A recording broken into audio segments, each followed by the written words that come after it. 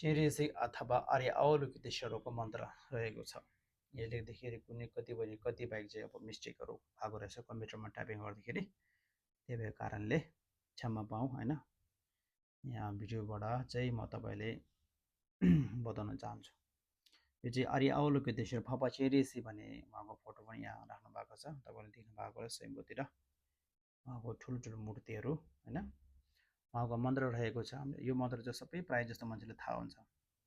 चेरेसी छेङ्गा भन्छ आर्य अवलोकितेश्वरलाई हामीले अवलोकितेश्वरको हामीले मन्त्र जप्दाखेरि पहिलो हामीले पढ्नुपर्ने कुनै प्रेयरहरू यहाँ रहेको छ।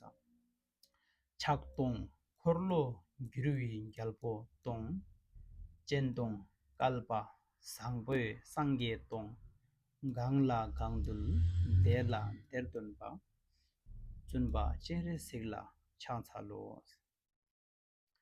छाक्तोङ खोर्लो गिरुवी ग्याल्पो तोङ चेन्तोङ काल्पा साङ्पे साङ्गे तोङ गाङला गाउँदुल देला देर्दुन्पा जुन्पा चेरे सिग्ला छाछालो छाक्तोङ खोर्लो गिरुवी ग्याल्पो तोङ चेन्तोङ काल्पा साङ्पो साङ्गे तोङ गाङला गाङदुल देला देर्दुन्पे जुन्पा चेरे सिग्ला छाछालो भनेर हामीले यस्तो प्रकारले पढेर चाहिँ अनि ओम माने भीम्याङ ओम माने भीम्याङ जप्नु पर्ने हुन्छ।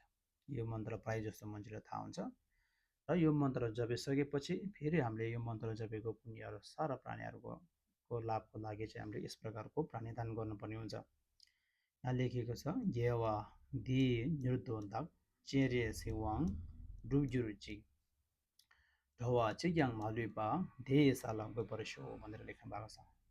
जसै अब कतिपयले अब यो अब आर्य अवलोकितेश्वरलाई हामीले प्रार्थना गर्न चाहन्छु, तर प्रार्थना गर्नको लागि हामीले लामा भाषाहरू आउँदैन, टिबेटन भाषाहरू आउँदैन भन्दाखेरि तपाईँलाई अब यो अब मैले देखाएको लामा भाषा तपाईँलाई नेपालीमा तपाईँ अब पढ्न चाहनुहुन्छ भने तपाईँ कृपया यो भिडियोको मुनि कमेन्ट गरिदिनु होला र कमेन्ट गर्नुभयो भने पक्कै तपाईँहरूले म फेरि यो नेपालीमा लेखेर म तपाईँहरूलाई हाल्नेछु।